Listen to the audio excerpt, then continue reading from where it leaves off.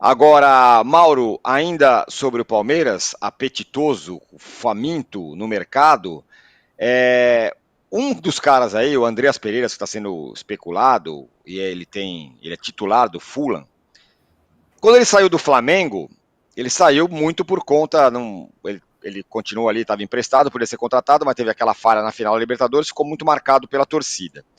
Neste caso, você acha que faltou frieza por parte do Flamengo ou era impossível uma permanência? Tá mutado, Mauro. Tá mutado, Mauro. Ai, meu Deus. Não tô mutado, não. Vou sair e voltar. Tá sim, tá já. Agora vai. Não tô mutado, não. E para mim tá tudo normal aqui. Estamos te ouvindo. Então vamos lá. Eu acho que contrário. Acho que o Flamengo deveria ter liberado ele no dia seguinte aquele jogo. De Montevidéu, metia ele no avião, mandava de volta para a Inglaterra. Um cara que comete um erro daquele não tem condição de continuar. Ainda houve uma tremenda passada de pano. Eu acho que tudo bem, não foi de propósito, mas é um erro que não passa em branco. Não tem como. Não tem como. Entendeu? Se bem que o erro não é só dele, né? O erro era da bagunça que era o time. Ele nem era o cara que tinha que estar naquela posição naquele momento do jogo, mas o time era uma grande zona, né? Taticamente, tecnicamente, o time só jogava na intuição e ele se apresenta para fazer uma saída de bola e comete um erro que não pode cometer. Uma bola também que o Davi Luiz passou no momento, digamos assim, que não era o mais adequado, né? E aí acontece aquilo. Tem um erro também do próprio goleiro, a bola era defensável. Acho que o Diego Alves não fez uma grande atuação. Os 2 gols do Palmeiras, acho que ele foi mal. Mas, enfim, essa é uma velha história. Eu não acho que faltou frieza, não. Não tinha clima nenhum para ele continuar. Nenhum clima. Aquele erro é um erro imperdoável. Não tem essa. Ainda conseguiu depois fazer alguns jogos, fez um gol de vitória lá contra o Tolima, né? Já era do Dorival Júnior, e depois foi embora com aquele discursinho e tal. Fizeram todo um trabalho de contenção de crise com jornalistas amigos, né, na mídia. Depois ele deu uma entrevista cretina lá na Inglaterra, como se tivesse sido perseguido aqui duramente. Não foi. Ele era criticado em rede social, mas não teve aquela perseguição. Isso não aconteceu. Pelo contrário, eu acho até que o pessoal foi muito paciente depois da lambança que ele cometeu, do erro gravíssimo que ele cometeu. Um jogador sem história nenhuma no clube, chega, faz uma bobagem daquela, que custou muito caro, vai embora, que é o quê? Aplauso, fica, queridinho. Pelo amor de Deus, né? Vamos falar a vida como ela é, né? Ele fará ele vai fazer agora no dia 1º, ele faz aniversário, acho que 33 anos, né? Que ele vai complementar. Deixa eu ver aqui. Perdão, 33 não, vai fazer 29 anos. 33 é o Oscar, né? Faz 29 anos agora, dia 1º de janeiro, tá? O Andreas Pereira. Ele é titular do Fulham, né, cara? Um cara que, estou vendo aqui os números dele, ele não jogou esse final de semana que estava suspenso, mas ele jogou 15 partidas do Campeonato Inglês, 13 como titular, fez gol, inclusive, no jogo que foi suspenso contra o Liverpool, foi 2-2, né? Foi no sábado da semana passada. É um jogador que normalmente ele joga. Assim, não sei porque que o Fulham venderia, ainda mais vai vender barato, vai custar caro. Eu acho um investimento bem desproporcional, se for coisa de 20 e tantos milhões. Né? Na época, o valor dele estava fixado para o Flamengo em 10 milhões de euros, o Flamengo não contratou, e se me falha a memória, o Fulham contratou por um valor maior, que aquele valor de 10 milhões era um acordo com o Flamengo, não para o mercado. E aí, quando o Fulham se interessou, o United pediu lá, acho que 20, alguma coisa em torno disso. Enfim, mas acho que é um investimento muito alto para um clube brasileiro, para um jogador dessa idade, 29 anos, que é um bom jogador, inegavelmente, mas não é um jogador que... Eu não acho que ele vai fazer ele não vai desequilibrar brutalmente. Ele não é um protagonista. Ele não é o Hulk. Entendeu? Quando chegou no Atlético aqui de forma surpreendente, depois de números modestos, na parte final dele da passagem pela China, foi espetacular. Mega decisivo. Não acho que o André seja um jogador com esse perfil. Né? Acho que o risco que corre o Palmeiras, se contratar por um valor exorbitante, é ele ser o segundo Felipe Anderson. Por quê? O Felipe Anderson também é um bom jogador, não é um protagonista. Não é o cara que vai botar a bola debaixo do braço e vai resolver tudo. E criou-se essa expectativa em parte da torcida, porque quando ele foi contratado, o cara vem da Itália, nem todo mundo que vem da Europa vai chegar aqui e vai desequilibrar. Melhora o nível. Os caras são bons, melhora o nível, mas desequilibrar, ser o jogador que faz a diferença, isso é para uns e outros. Vou dar um exemplo. O Lucas, no São Paulo. O Lucas é um bom jogador, tem ótimas atuações, mas ele não é o cara que entra em campo, o Lucas vai jogar, está todo mundo apavorado, ele vai resolver. Não resolve tudo. Não decide todos os jogos. Tem jogos e jogos, como um bom jogador que ele é. Mas não é esse nível todo. Né? E não é o Romário voltando ao Brasil, evidentemente. Então, eu entendo que o Palmeiras só está nessa volúpia do mercado, na minha visão, porque o Palmeiras não ganhou nada de importante nesse ano que está acabando. Então tem que dar uma satisfação à torcida, tem que se mexer, tem que fazer alguma coisa.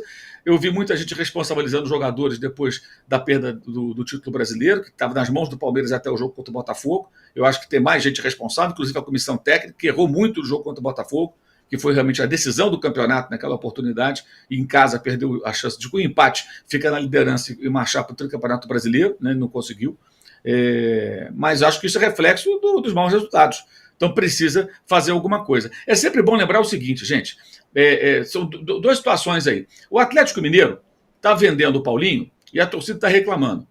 O torcedor tem que se ligar no seguinte: as pessoas que colocaram dinheiro no Atlético e depois tornaram-se donas do clube, do time de futebol melhor, o Atlético Mineiro SAF, que esse é o nome oficial, Atlético Mineiro SAF, né? Como Botafogo SAF e os outros que são SAF. Quando eles adquirem, cara, é mais um negócio na vida de empresários que tem vários negócios. E o cara não vai ficar queimando dinheiro ali a vida inteira. Aí você pega o Atlético Mineiro que perdeu para o Botafogo com 10 homens, e ao perder para o Botafogo, ele perdeu a chance de jogar esse torneio intercontinental, mundial, que agora mudaram de nome, né? Depois ele perdeu a chance de jogar a próxima Libertadores. E perdeu a chance de jogar o tal do Super Mundial lá do meio do ano. Então ele perdeu 3 competições internacionais. A perspectiva de faturamento do Atlético para o ano que vem é muito abaixo do que seria se ele tivesse conseguido a classificação para esses torneios. Então, diante disso, é claro que o Atlético tem que puxar o freio de mão. E aí surge uma proposta excelente do Palmeiras para um jogador machucado, 18 milhões, mais 2 atletas. Se botar na ponta aí da calculadora, você vai dar 24 milhões, 25 milhões de euros, com o valor de mercado dos garotos que vão para lá, o menino mais o Patrick. É muito dinheiro, tem que vender, não tem como não vender, ainda mais na situação do Atlético. A outra pessoa fica com raiva. Ele tem que entender o seguinte: esses caras que são os donos, eles não vão perder o poder. A presidente do Palmeiras, se o Palmeiras for mal, ela não vai ser criticada pela Mancha Verde, ela vai ser criticada pela torcida do Palmeiras. E aí ela pode um dia perder uma eleição, embora tenha sido reeleita agora. Veja o caso do Landim. No Flamengo conseguiu ser o cara que levou de 400 e poucos para 1,3 bi de faturamento, ganhou títulos importantes, 2 Libertadores, brasileiro e tal, mas 4 anos sem brigar para valer pelo Brasileirão, 2 eliminações vergonhosas na Copa Libertadores da América, manteve o Marcos Braz em momentos em que o Marcos Braz estava envolvido em muitas polêmicas, como a história do Shopping Center. Ele foi se desgastando, xingado na arquibancada, mesmo com o time ganhando títulos, ganhou a Copa do Brasil nesse ano, ganhou o Campeonato Carioca desse ano, não passou de mãos abanando, e ainda assim foi marcado pela torcida, e o eleitor, que não é o torcedor, a massa, mas é o eleitor, que é o sócio, que é rubro-negro, vai lá e vota contra ele, e ele perde, ele sai. Ele sai, quer dizer, a história do Landim mostra que nenhum dirigente num clube associativo está seguro. Os do Corinthians ficaram de 2007 até o ano passado no poder. Aí o Augusto Melo, que era um cara na política do Corinthians, me parece, o Juca pode confirmar, me parece pouco expressivo para dizer o mínimo, foi lá e ganhou. Ganhou dos caras, daquela turma toda. Por quê? Porque havia uma insatisfação, com um trabalho muito ruim, o clube endividado. O azar do Corinthians é que quem chegou é tão ruim ou pior do que quem estava lá como gestor do clube. Mas houve uma mudança. Há uma resposta. Na SAF, amigo, não existe. O que o dono decidir, está decidido. E é o negócio dele. Ele pôs o dinheiro dele. Então ele decide. Ponto final. Isso explica a saída do Paulinho e a necessidade do Palmeiras fazer um esforço enorme para mostrar alguma coisa para a torcida. E o que o Danilo falou é perfeito. O Palmeiras já vem investindo. E agora está sendo um pouco mais midiático também nas suas investidas no mercado. E o Flamengo, como o Juca falou, não precisa fazer esse esforço, porque o Flamengo já tem um time forte, já investiu muito nesse ano que está terminando. Tem jogadores voltando de lesão, tem jogador que nem se adaptou, o caso do Alcaraz, que mal jogou, Luiz Araújo mal jogou com o Felipe Luiz, o Cebolinha só vai jogar com ele a partir de janeiro, a Arrascaeta estava machucado, operou o joelho, agora vai voltar, tem o Pedro mais adiante, o Vinha, quer dizer, ele não tem essa necessidade extrema de fazer contratações, porque já fez muitas desse ano que está chegando ao seu final. Muito bem, aproveitando, né, só para não deixar passar, essa história de SAF, de dono e tudo mais, para quem acha que é o Eldorado, chegou a vir a SAF, que meu time vai ganhar tudo, vai ser demais, vai ser incrível, dá uma espiada na situação do Valência lá na Espanha.